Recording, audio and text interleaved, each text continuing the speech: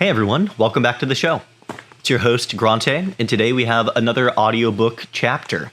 We're in the 15 Invaluable Laws of Growth, and we're on chapter 13 today, which is called The Law of Modeling, although it might aptly be named The Law of Mentorship. We're going to start things off with a quote from within this chapter of a Chinese proverb that is, to know the road ahead, ask those coming back. I hope that you enjoy this chapter. This video is part of an audiobook series featuring the 15 Invaluable Laws of Growth. Live them and reach your full potential. Written by John C. Maxwell in 2012. For more audiobooks, please visit my YouTube channel, find me on Spotify, or check out my website for downloads. Chapter 13, The Law of Modeling. It's hard to improve when you have no one but yourself to follow. And we begin with not a quote, but just a phrase. The most important personal growth phase you will ever hear a good leader say to you is, follow me. In the Law of Intentionality chapter, I wrote about how in 1972, I searched unsuccessfully for people who had growth plans to help me learn how to develop my own. That prompted me to buy the kit that Kurt Kampmeyer offered and started me on the path of intentional personal growth. That provided a great start for me, but I have to admit that my early development process was hit or miss. I was learning according to trial and error. On the positive side, personal growth became my number one priority. I was learning how to choose books to read, lessons to listen to, and conferences to attend. At first, I took a scattershot approach. I grabbed a hold of anything that appealed to me, but I wasn't getting the traction I had hoped for. Then, I figured out that I needed to focus my growth on my areas of personal strength, leadership, relationships, and communication. When I did that, my effectiveness in growth started to increase. I also started to learn how to glean from what I was studying. Resources have little value unless you can pull from them the essentials that you need. That meant learning to take useful notes, gathering quotes, and reflecting on what I was learning. I often summarized what I learned and wrote action points inside the front cover of a book that was significant to me. And it meant collecting, categorizing, and filling stories in quotes every day. I also put into practice anything I learned at my earliest opportunity. All of these practices became part of a daily discipline and have continued to be part of it for the last 40 years. My car became my classroom as I listened to tapes and later CDs. The desk in my study always had a stack of books that I was working through. My files were continually growing. I was growing. My leadership was improving, and I was seeing better results professionally. On the negative side, I came to a realization around the same time. Personal growth without the benefit of personal mentors could take me only so far. If I wanted to become the leader I desired to be, and believed that God had created me to become, I needed to find models who were ahead of me to learn from. Why? Because it's hard to improve when you have no one but yourself to follow.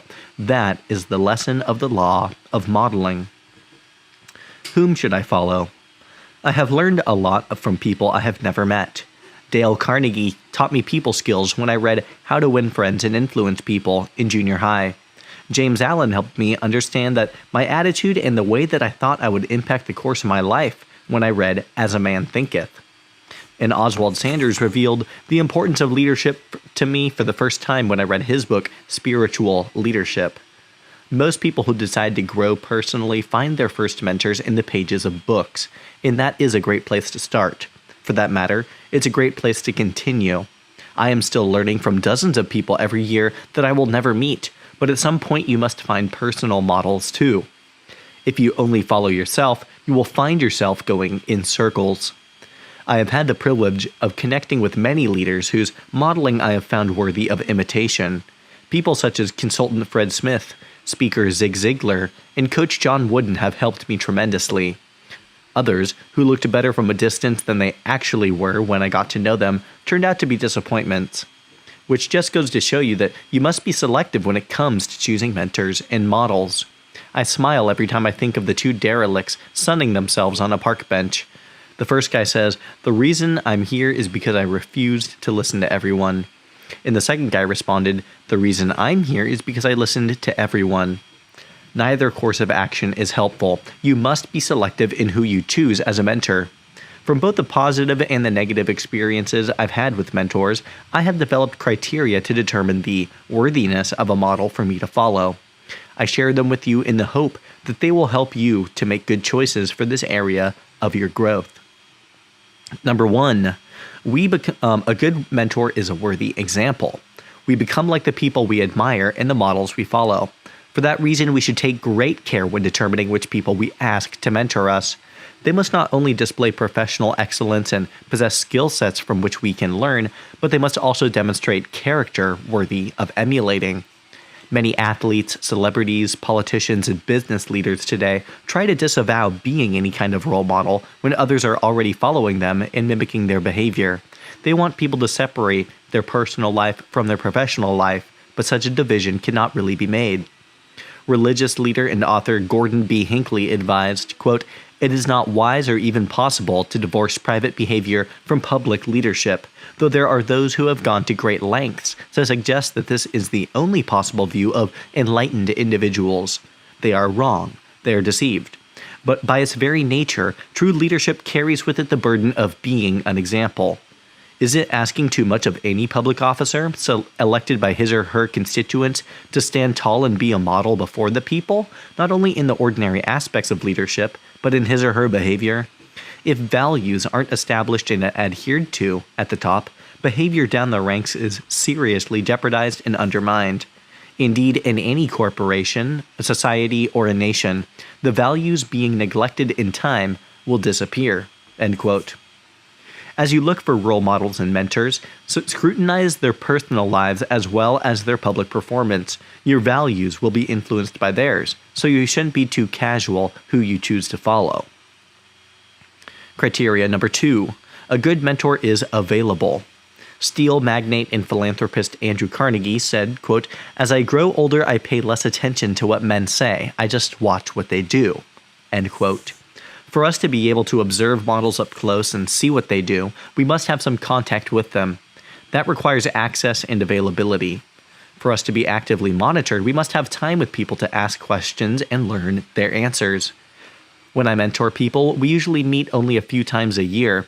However, during the year, we sometimes spend time together informally. Many of their mentoring questions are stimulated by my actions, not my words. That thought humbles me because I know at times I fall short of the ideals and values that I myself teach. As I have often said, my greatest leadership challenge is leading me. Teaching people what to do is easy. Showing them is much more difficult. The greatest piece of advice I can give them in the area of availability is that when you're looking for a mentor, don't shoot too high too soon. If you're considering going into politics, don't need the advice from the President of the United States. If you are a high school student thinking about learning to play the cello, you shouldn't start off by trying to be mentored by Yo-Yo Ma. If you're fresh out of school and just starting your career, don't expect to get extensive monitoring time from the CEO of your organization. Well, why shouldn't I? You may be thinking. Why not start with the best? First of all, if you're just starting out, nearly all of your questions can be answered by someone 2 or 3 levels ahead of you, not 10. Their answers will be fresh because they will have recently dealt with the issues you are dealing with. Second, CEOs need to be spending their time answering the questions of the people who are on the verge of leading at their level. I'm not saying you should never go to the top. I'm saying spend the majority of your time being mentored by people who are available, willing, and suited for the stage of your career. And as you progress in your development, find new mentors for your new level of growth. Number 3, a good mentor has proven experience. The farther you go in the pursuit of your potential, the more new ground you will have to break. How do you figure out how to proceed? Benefit from others' experience. As the Chinese proverb says, quote, "To know the road ahead, ask those coming back." End quote. In the early 1970s, when my church was growing rapidly, I realized I was moving into territory that I hadn't been in before, nor had anyone I knew. To help me figure out how to lead better in this new territory, I began to seek out successful church leaders in larger churches around the country. I've told the story many times of how I offered $100 to them for 30 minutes of their time. Many graciously agreed to meet with me. I'd go to the meeting armed with a legal pad full of questions and pick their brains. I can hardly explain how much I learned in those sessions. Every time I've entered into a new venture, I've sought the advice of people with proven experience. When I started my first business, I talked to successful business people who could give me advice. When I wanted to write my first book, I sat at the feet of successful authors who could guide me. To learn to communicate more effectively, I studied communicators. Hearing about their bad experiences made me aware of potential problems I would be facing up the road. Hearing about their good experiences gave me an anticipation of potential opportunities up ahead of me. I don't know of a successful person who hasn't learned from more experienced people. Sometimes they follow in their footsteps. Other times they use their advice to help them break new ground. Former New York City Mayor Rudy Giuliani says, "All leaders are influenced by those they admire. Reading about them and studying their traits inevitably allows an aspiring leader to develop his own leadership traits." End quote. Number 4. A good mentor possesses wisdom. There's a well-known story of an expert who was called by a company to look at their manufacturing system. It had broken and everything was at a standstill. When the expert arrived, he carried nothing but a little black bag. Silently, he walked around the equipment for a few minutes and then stopped. As he focused on one specific area of the equipment, he pulled a hammer out of his bag and tapped it gently. Suddenly, everything began running again, and he quietly left. The next day, he sent a bill that made the manager go ballistic. It was for $1,000. Quickly, the manager emailed the expert and wrote, "I will not pay this outrageous bill without it being itemized and explained." Soon he received an invoice with the following lines: $1 for the tapping on equipment with a hammer, $999 for knowing where to tap. That is the value of wisdom. Mentors with wisdom often show us where to tap. Their understanding, experience, and knowledge help us to solve problems that we would have a hard time handling on our own. Fred Smith was a mentor who often deposited wisdom into my life. One day, I asked him why highly successful people often sabotaged their lives and hurt their careers. He said, "Never confuse the giftedness of a person with the person. Their gifts allow them to do amazing things, but the person may be flawed, which will eventually cause harm." That bit of wisdom has helped me immeasurably. First, it has helped me to better understand how to work with talented people and to help them develop. Second, it has been a caution to me personally. I know that having talent in a given area never exempts me from neglecting discipline or character issues. We're all just one step away from stupid. Wise people often use just a few words to help us learn and develop. They open our eyes to worlds we might not have otherwise seen without their help. They help us navigate difficult situations. They help us to see opportunities we would otherwise miss. They make us wiser than our years and experience. Number 5. A good mentor provides friendship and support. The first question most followers ask of a mentor is, "Do you care for me?" The reason for this question is obvious. Who wants to be guided by a person who isn't interested in them? Selfish people will assist you insofar as it advances their own agenda. Good mentors provide friendship and support, unselfishly working to help you reach your potential. Their mindset is well expressed by business coach and author James S. Vuolcolo, who says, quote, "Great things happen whenever we stop seeing ourselves as God's gift to others and begin seeing others as God's gift to us." End quote. One evening, I was enjoying dinner with the former CEO of Girl Scouts, Frances Hesselbein, and author Jim Collins. Both had been mentored by Peter Drucker, often called the father of modern management. I had met Drucker and learned from him, but they had enjoyed a long-term relationship and known him well. I asked them what they had learned from him, and their responses focused on the friendship of the man more than the wisdom of the expert. What Jim Collins told me that night is expressed very succinctly in an article he wrote after Drucker's death, quote, "But for me, Drucker's most important lessons cannot be found in any text or lecture, but in the example of his life. I made a personal pilgrimage to Claremont, California in 1994, seeking wisdom from the greatest management thinker of our age, and I came away feeling that I had met a compassionate and generous human being who, almost as a side effect, was a prolific genius. We have lost not a guru on a pedestal, but a beloved professor who welcomed students into his modest home for warm and stimulating conversation. Peter Drucker was driven not by the desire to say something, but the desire to learn something from every student he met, and that is why he became known as one of the most influential teachers most of us has ever known. End quote. If the person who offers to mentor you doesn't really support you and offer friendship, then the relationship will always fall short of your expectations. Knowledge without support is sterile. Advice without friendship feels cold. Candor without care is harsh. However, when you are being helped by someone who cares for you, it is emotionally satisfying. Growth comes from both the head and the heart. Only supportive people are willing to share both with you. Number 6, a good mentor is a coach who makes a difference in people's lives. A major theme in my life is the desire to add people or add value to people and make a difference in their lives. One of the ways I do that is by mentoring, but my time is so limited that I can mentor only a very few. This has caused frustration for me and for the people who asked me to coach them or train them to coach others. To my delight, I finally have a solution to this problem. In 2011, some friends helped me to create a coaching company called the John Maxwell Team. It has become one of my most fulfilling make a difference commitments because it enables me to add value to many people by helping to train and certify coaches who teach my principles. Together, we are making a difference in people's lives. I love the word coach.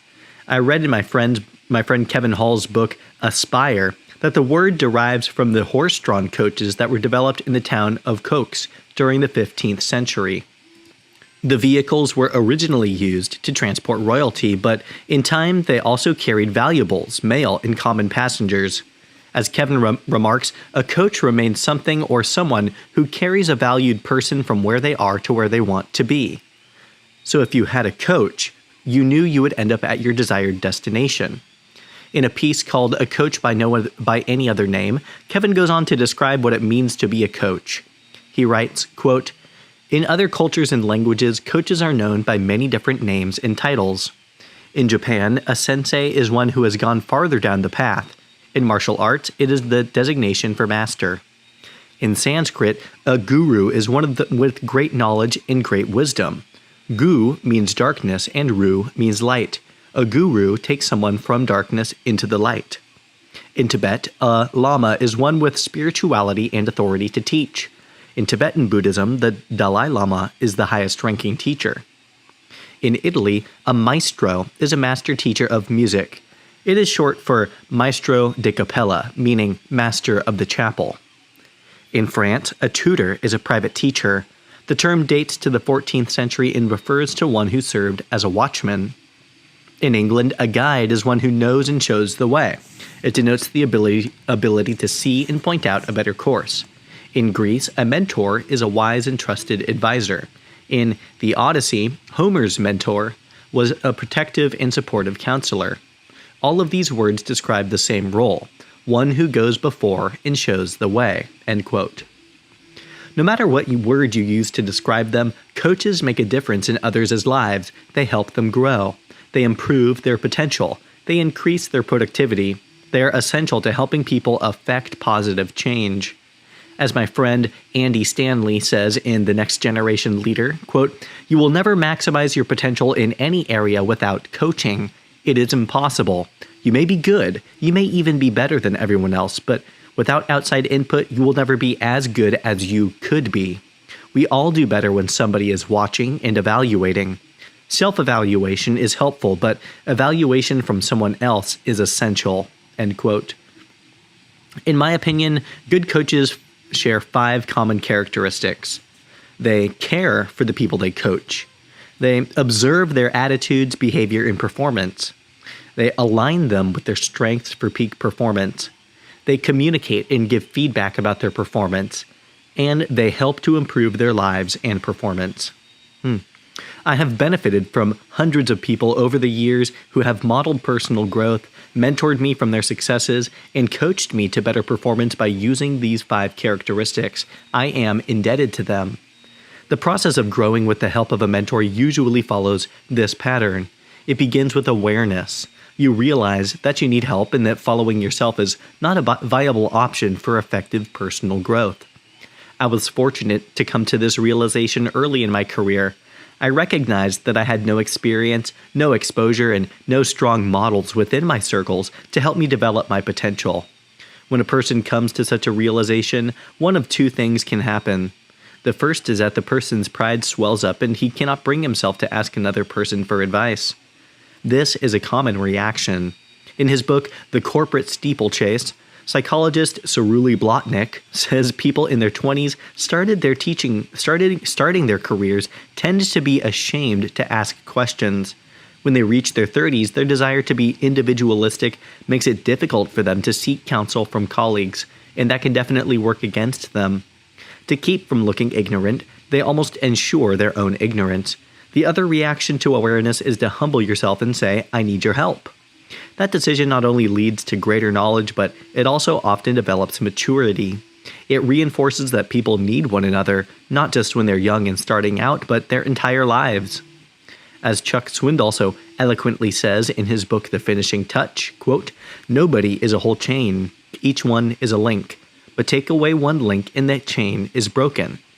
Nobody is a whole team. Each one is a player.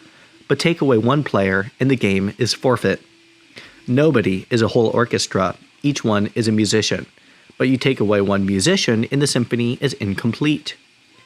You guessed it, we need each other. You need someone and someone needs you. Isolated islands we are not. End quote. Sorry, not the end of the quote. To make this thing called life work, we gotta lean and support, and relate and respond, and give and take, and confess and forgive, and reach out and embrace, and release and rely. Since none of us is a whole, independent, self-sufficient, super capable, all-powerful hotshot, let's quit acting like we are. Life's lonely enough without our playing that silly role. The game's over. Let's link up. End quote.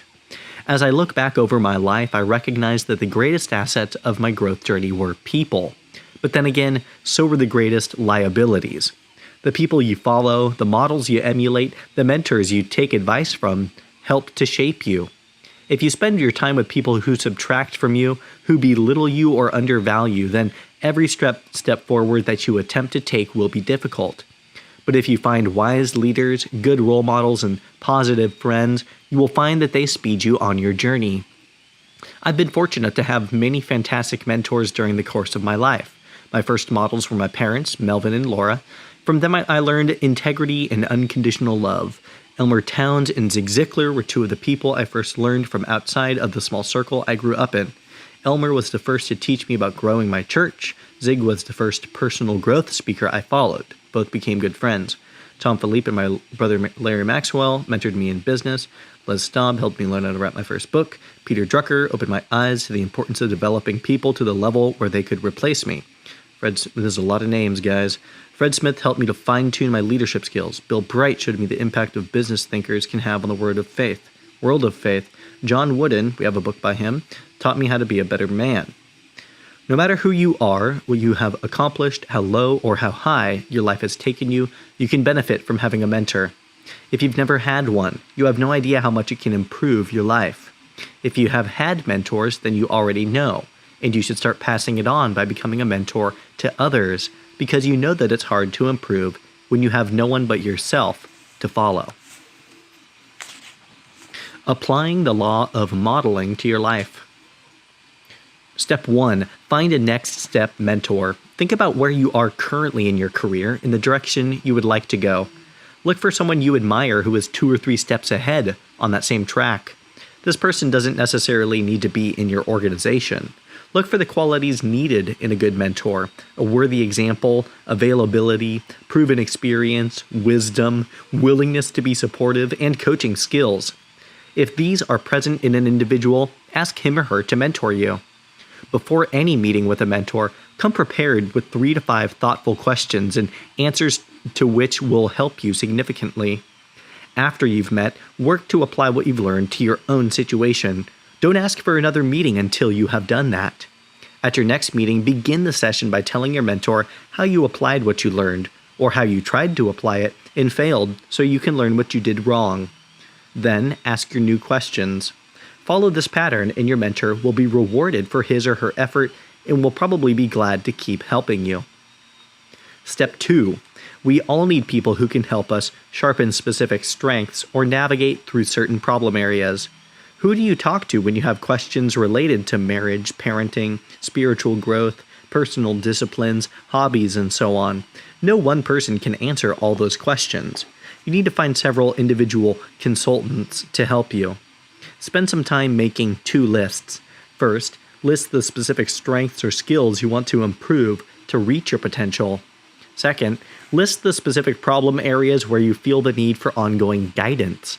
Begin looking for people with expertise in these particular areas and ask them if they would be willing to answer questions when you have them. And applying the law of modeling, step 3. Do you have long-term models whom you observe, follow, and learn from? People who can give you career advice regarding the big picture? Or are you trying to improve while having no one but yourself to follow? If you haven't been asking others to help you on your journey, it's time to start.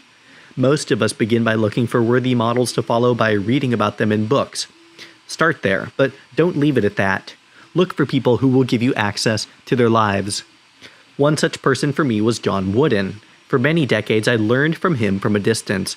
I watched his teams play on TV. I followed his career and read everything he wrote.